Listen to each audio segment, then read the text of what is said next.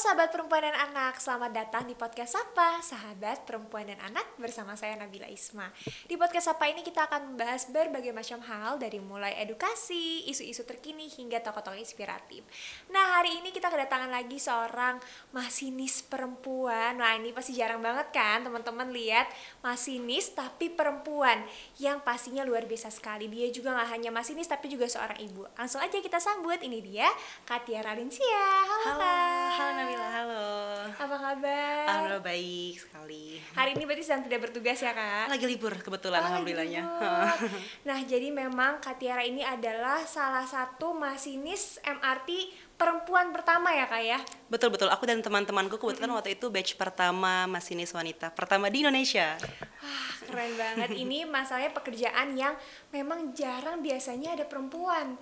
Tapi ini ternyata Kak Tiara bersama teman-temannya menjadi masinis perempuan pertama dan MRT juga ya, MRT Jakarta berarti ya Kak ya? Betul sekali. Gimana sih Kak awal mulanya? Aku jadi penasaran banget nih soalnya kita kan biasanya masinis itu pasti bayangannya laki-laki gitu ya Kak. Gimana sih awal mulanya sampai akhirnya memutuskan untuk menjadi masinis? Apakah memang ada pendidikannya dulu atau memang seperti apa akhirnya memutuskan untuk menjadi masinis? Oke, jadi ceritanya agak panjang nih. Nggak apa-apa, aku penasaran kok Kak, aku akan dengar. Oke. Jadi pertama kali itu aku sekolah di manajemen transportasi perkeretaapian itu D3 di Politeknik Perkeretaapian Indonesia di Madiun. Jadi sekarang namanya Politeknik ya, PPI Madiun. Habis itu aku mengambil D3 manajemen transportasi perkeretaapian. Kemudian pokoknya aku menjalani seperti biasa sampai di, kalau nggak salah di semester akhir ya, MRT Jakarta datang ke kantor aku untuk melakukan rekrutmen nih.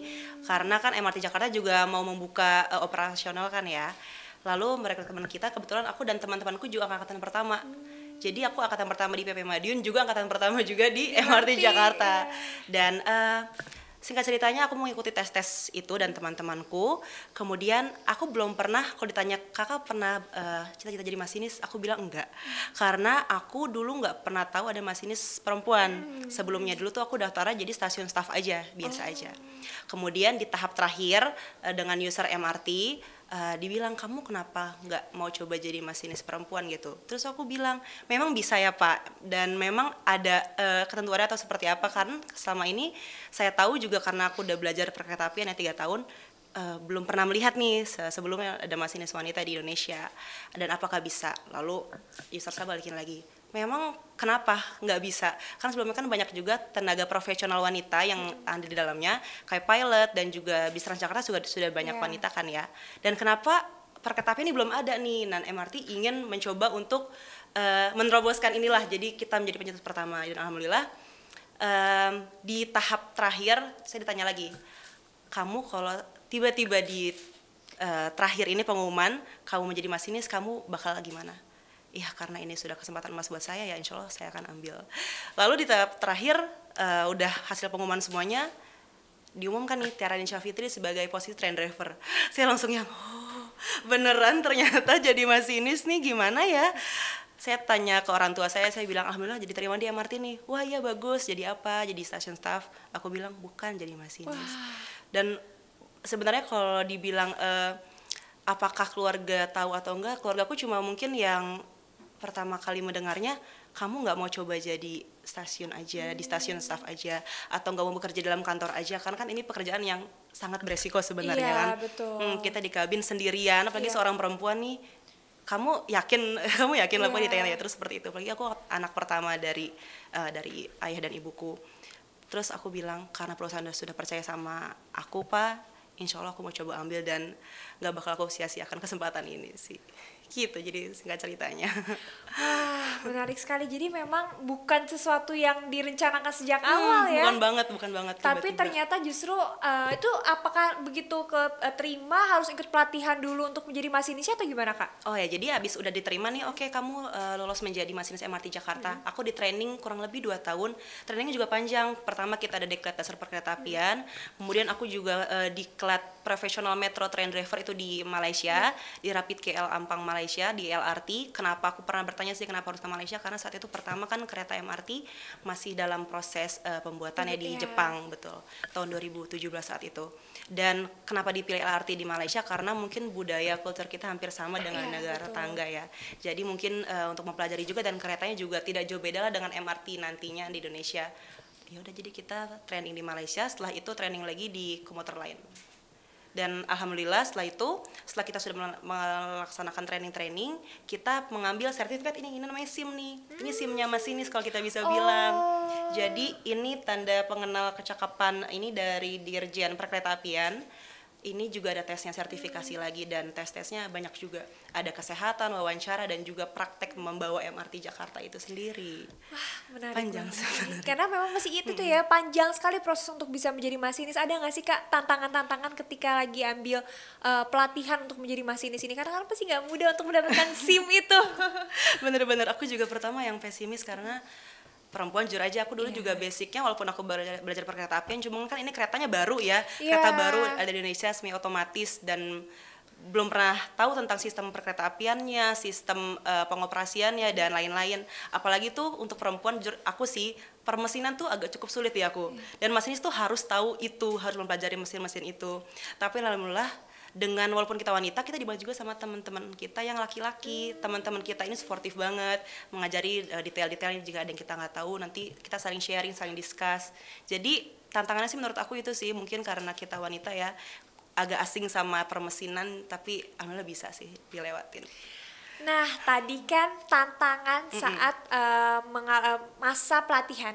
Sekarang tantangannya Kak saat berkarir sebagai seorang masinis secara langsung. Karena itu pasti yang paling banyak orang penasaran. Perempuan kan jarang banget nih jadi masinis, apalagi memang yang pertama kan pada saat itu. Gimana akhirnya ketika menjalani karir sebagai masinis, yang pasti banyaknya lingkungannya laki-laki, kemudian mungkin adakah hal-hal yang memang menjadi hambatan selama menjalani karir itu Kak? Hambatannya mungkin karena apa ya, ini pertama kali pasti banyak stigma-stigma juga dari ya tadi aku bilang pertama dari orang tua aku sendiri, bahkan masih kurang percaya dengan adanya aku menjadi masinis. Terus aku dengan lingkunganku juga, kamu waktu aku training kan aku juga pulang tengah malam, berangkat tengah malam seperti itu. Kamu yakin kamu kerjanya seperti apa sih? Emang beneran ya jadi masinis itu seperti ini, harus berangkat tengah malam, pulang tengah malam, dan nanti kalau misalnya nyetirnya kurang smooth, oh berarti masinis wanita nih kali yang bawa ya gitu. Biasanya gitu ya. Terus aku bilang ini kan semi otomatis, bukan kita yang bawa juga kan, itu semua udah diatur. Tapi walaupun itu masinis kita di MRT juga kita harus membawa secara manual. Walaupun orang mungkin ketahuinya pengoperasian ini semi otomatis ya, dioperasikan secara terkontrol oleh OCC, tapi kita juga mengendarakan secara manual. Jadi masinis juga ambil kendali jika terjadi emergency case. Dan kalau misalkan terjadi suatu kejadian emergensi yang misalkan di lapangan, mau nggak mau kita harus turun tangan buat bawa kereta itu dengan penumpang secara manual gitu. Jadi kita juga di training secara manual. Nah ini yang paling menarik menurut aku Kak, stigma itu ya. Karena kan biasanya kita ngendarain mobil aja suka ada yang stigma gitu ya Kak. Ini pasti perempuan nih yang nyetir biasanya gitu kan. Nah gimana sih Kak cara Kak Tiara dan mungkin teman-teman Kak Tiara lainnya yang perempuan, masinis perempuan itu menghadapi stigma-stigma ini Kak? Apa ya, mungkin kita lebih yang yaudah kita tunjukin aja kita bagaimana. Kita bisa kok, kita bisa sebagai wanita, dan alhamdulillah we did it. Kita mencetak sejarah pertama masinis wanita di Indonesia, dan kita seneng banget sih dengan adanya itu. Wah ini keren banget sih memang, karena memang pertama itu sih Kak, kan jadi sesuatu hal yang tantangannya pasti lebih besar kalau memang pressure sebelumnya pressure-nya pasti lebih besar kan Kak. Iya. Dan berhasil melewati itu berarti memang Kak Tiara dan teman-temannya keren banget. Keren sekali. Nah tadi kan bicara juga tentang keluarga ya Kak.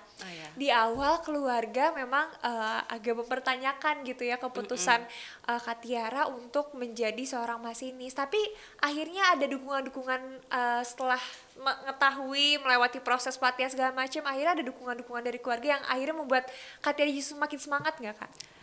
Dulu kan aku sebelum aku masuk masinis itu aku sebagai single ya, belum nikah nih ya, aku dapat support dari orang tua, dan orang tua aku juga ya udah kita percaya nih sama kamu Ra, Bismillah jalanin aja, pokoknya semua atas izin Allah, kamu udah seperti ini juga atas izin Allah gitu. Papa sama Bunda hanya merestui aja, ya udah alhamdulillah jalan.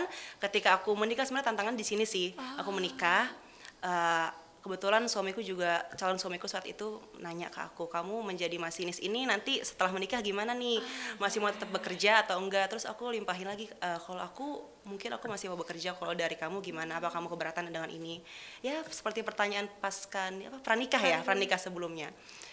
Suamiku bilang ya nggak apa-apa, nggak ada masalah kok, aku nggak ada masalah dengan itu, dan aku percaya nanti pasti kamu juga mungkin kalau kamu ada lelah atau ada capeknya it's okay juga, nggak apa-apa. Untuk anak, kalaupun nanti kita sudah punya anak, itu kita ya yang mengatur kita berdua karena ini anak kita berdua, seperti itu. Jadi sekarang support banget suamiku. Iya, alhamdulillah punya pasangan yang juga suportif ya Kak. Alhamdulillah, aku sangat bersyukur. Nah ini yang menarik, menjadi seorang masinis tapi juga menjadi seorang ibu ya Kak. Gimana akhirnya, karena ini menariknya juga adalah kayaknya awal-awal rame di sosial media itu adalah di saat video Kak Tiara sama anaknya itu viral ya Kak. Itu lucu banget videonya, teman-teman yang belum lihat harus cek di Instagramnya Kak Tiara. Aku juga ngeliat itu sampai kayak ngerasa aku memposisikan ada di posisi anaknya Kak Tiara, melihat Kak Tiara lewat naik MRT itu kayak wah sesuatu hal yang menarik sekali gitu ya. Gimana sih Kak saat itu perasaannya Kak Tiara, anak Kak Tiara tuh melihat langsung Kak Tiara bekerja dengan kereta MRT, kan biasanya kan anak-anak masih excited banget ya Kak ngelihat kereta-kereta kayak gitu ya. Thomas apalagi. Betul, makanya kartun-kartun kereta itu kan banyak banget. Gimana sih perasaannya saat itu Kak? Kebetulan waktu itu anakku memang dan suamiku dan keluargaku, aku bilang ayo naik MRT yuk gitu, ngelihat mama Nji bilang mama Kenzi ini ngelihat bawa kereta juga pas banget, jadi aku menyesuaikan dengan dinasan aku juga. Jadi ya udah, aku sebenarnya saat itu aku kira mereka nggak sempet, ternyata sempet, alhamdulillah, dan seneng banget sih. Aku nggak bisa ngungkapinnya karena biasanya aku dadah-dadahin anak kecil nih, sekarang anak sendiri nggak pernah nyangka. Aku sebenarnya selama ini kalau pas bawa kereta dadah gitu kan ke anak kecil di peron misalkan, ya dalam hati aku kapan ya Kenzi bisa kayak gini ya, bisa melihat mamanya yang selama ini Kenzi tahu, memang sampai sekarang dia tahu kalau mamanya ini sebagai masinis kereta, dia tahu, tapi kan belum pernah melihat secara langsung, dan dia melihatnya, dan di video itu juga aku bener-bener terharu juga sih sampai sekarang bisa sampai sebegitu ramenya. Dan alhamdulillah sekarang juga banyak yang tahu masyarakat kalau ternyata ada masinis wanita. Nah anak Kak Tiara sendiri sekarang gimana sih Kak melihat profesi seorang ibunya sebagai seorang masinis? Dia kalau tahu aku pakai baju gini, dia juga bakal bilang mama baju masinis gitu. Dia tahu pasti kalau dilihat foto juga, ini siapa nih mama Nji pakai baju masinis. Lucu gitu. banget. Berapa tahun ya Kak berarti sekarang? 2 tahun. Masih kecil masih banget kecil ya. Tapi dia udah tahu tentang perkeretaan, kayaknya dia udah tahu lokomotif, gerbong KRL. Aku aja. Ini memang kayaknya penerus nih, jangan-jangan habis ini jangan-jangan anaknya Kak Tiara pengen jadi masinis juga. mungkin bisa jadi. Nah tadi bicara sebagai peran seorang ibu juga, gimana sih Kak cara mengelola waktunya antara menjadi seorang masinis juga seorang ibu, karena kan pasti jadwalnya masinis ini cukup padat ya Kak, dan ada jadwal-jadwal yang mungkin di luar dugaan juga gitu. Kalau aku boleh cerita, dulu itu sebenarnya tantangan terbesar aku ini setelah menikah dan punya anak. Jadi kan kalau misalkan di MRT Jakarta, masinis wanita ini, oke, kamu hamil gitu, kamu positif hamil, kamu udah ke dokter kandungan, kamu stop membawa kereta gitu. Jadi setelah berapa minggu ya, aku 6 minggu sudah hamil, terus aku di stop membawa kereta, jadi kita bekerjanya di kantor nih. Jadi selama 9 bulan plus 3 bulan melahirkan, hampir setahun ya, aku tuh nggak bawa kereta. Jadi bekerja di kantor aja. Dan itu ada peraturan juga, jika kita sudah tidak mengendarai kereta kurang lebih 2 bulan atau 3 bulan, itu kita harus di training ulang, diuji ulang, karena kan kita kan takutnya ada yang kita lupa-lupa ya. Benar. Pertama-tama aku ngiranya aku masa bisa lupa sih sama kabin sama kereta, kayaknya enggak deh. Ternyata pas abis aku melahirkan beneran loh, aku kayak agak linglung sedikit, ini kereta, ini kabin, ini seperti ini, kayak gitu. Dan itulah fungsi ada training itu. Kemudian part terberatnya adalah saat aku menyusui Kenzi. Saat itu mungkin masih newborn ya, masih 2 bulan 3 bulan, dan aku harus training lagi itu. Aku harus berangkat kerja jam 2 pagi, sementara aku baru selesai menyusui anakku misalnya jam 12 malam. Jadi waktu tidurku sempit banget kan, dan setelah itu kita harus bekerja lagi jam 3 pagi. Itu mental aku, fisik aku, dan emosi banget aku saat itu yang rasanya aku nggak mau ninggalin anak, tapi harus. Dan kemudian kita diskusi nih sama kantor, sama departemen aku, gimana ya, soalnya ini cukup berat untuk aku, apalagi waktu itu aku udah menjalani 7 hari selama seminggu. Agak berat juga sebenarnya bagi masinis. Dulu memang aku ada dormitory kan untuk masinis wanita nih, dan masinis laki juga ada sih di MRT. kita bisa lah menginap. Tapi kalau sekarang kan nggak bisa dong, Iya, udah punya anak lagi iya, menyusui betul. kan. Pokoknya prioritas anak tuh nomor satu buatku. Dan juga aku kayaknya fisik aku juga mungkin terganggu dengan itu. Dan alhamdulillah setelah itu ada diskus panjang, diputuskanlah ada yang namanya dinasan khusus ibu pasca melahirkan. Jadi nggak ada lagi tuh yang dinasan jam 3 pagi tuh nggak ada. Jadi kurang lebih 3 bulan setelah aku itu ya, setelah dari training pertama setelah lulus, oke, jadi kita dinasannya khusus nih spesial untuk ibu-ibu melahirkan. Berat banget sih di awal buatku, apalagi sambil nyusuin, sambil pumping. Iya. Habis itu harus berangkat lagi kerja tengah malam, sulit banget. Wah, ini kayaknya aku juga jadi penasaran juga sih Kak, ada nggak tips nih mungkin yang bisa Kak Tiara share untuk ibu-ibu di luar sana yang juga sambil menyusui anaknya, sambil juga berkarir, gimana sih caranya membagi waktunya supaya kita tetap bisa tadi ya stabil secara fisik, secara emosi juga, mental juga, gimana sih Kak tipsnya? Yang pertama menurut aku tetap aja harus ada dukungan dari keluarga, apalagi dari suami kita ya, bener. Kalau kita nggak ada support dari siapapun, kayaknya nggak bakal bisa deh aku bertahan sejauh ini. Hebat banget ibu-ibu yang bisa sampai sejauh ini, yang menyusui sampai ya sampai semampunya, sampai eksklusif dan lain-lain. Karena itu benar-benar menguras emosi banget.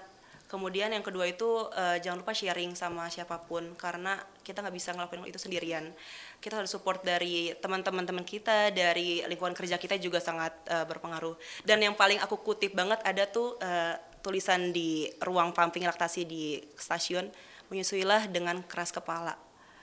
Jadi iya memang bener itu mau mengusahakan yang paling terbaik buat anak, dan aku harus keras kepala, aku capek atau gimana, aku tetap harus mengusahain buat anak. Aku pernah capek pas aku lagi pumping, misalkan 30 menit aku istirahat, aku tapi harus tetap pumping gitu, karena buat anakku. Kalau aku nggak nyusuin, aku nggak pumping, anakku mau makan apa, mau minum apa gitu. Jadi aku yang harus keras kepala juga, ibunya harus ya walaupun capek tapi ini buat anak kok, nggak apa-apa, it's okay. Dan itu juga nggak lama dan bakal kangen bener aja. Iya. Alhamdulillah anakku udah 2 tahun dan aku sudah menyapih, dan aku kangen masa-masa itu, masa-masa aku pakai seragam tapi sambil pumping, itu aku kangen sih waktu itu juga. Ini definisi perempuan tangguh beneran Kak, keren banget.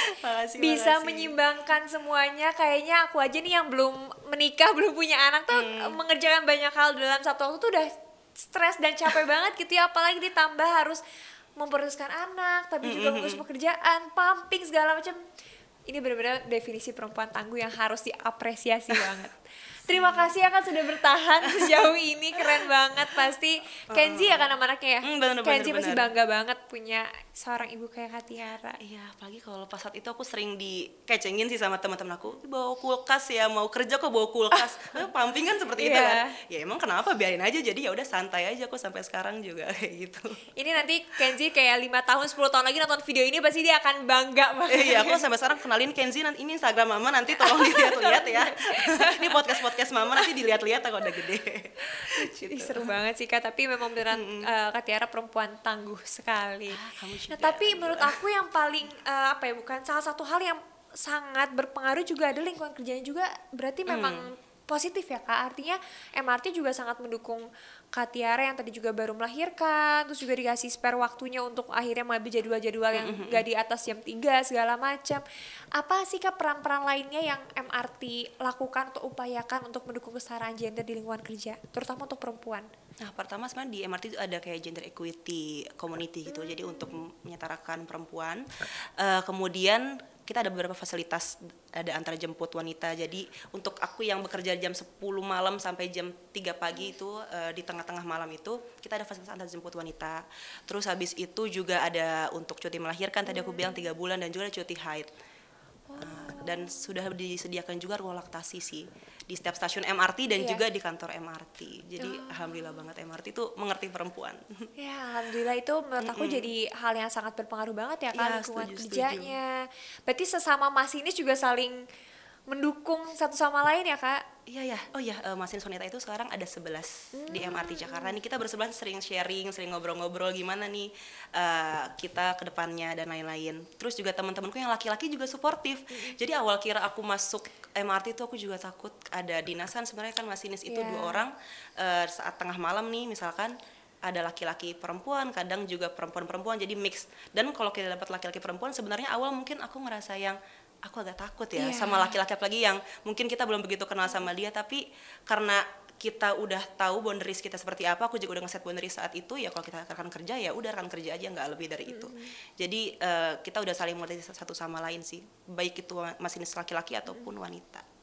Iya, berarti memang ini harus diapresiasi juga MRT Jakarta sudah menyediakan ruang kerja yang memang nyaman dan juga aman untuk perempuan ataupun untuk laki-laki dan juga sangat mendukung kesetaraan gender ya Kak. Iya, betul, alhamdulillahnya seperti itu. Nah ini aku jadi penasaran nih, karena tadi aku sempat cerita juga ya ke Kak Tiara sebelum ini, aku tuh sempat penasaran banget gimana sih caranya pengen jadi masinis gitu ya, apalagi perempuan juga gitu Kak, gimana sih Kak kalau misalnya nih ternyata di luar sana ada yang terinspirasi sama Kak Tiara dan pengen jadi masinis, apa aja yang harus kita persiapkan dan keterampilan apa aja yang harus kita punya sebagai seorang masinis, ataupun bahkan gak cuma masinis ya, tapi perempuan-perempuan yang bekerja di tempat yang mayoritasnya adalah laki-laki gitu Kak. Yes, betul banget. Teman-temanku juga banyak kok dari maintenance trek, kereta, sipil, itu mereka itu juga perempuan juga banyak teman-teman aku. Betul. Dan kalau di MRT ini memang sebenarnya banyak laki-laki tapi juga perempuannya banyak kok.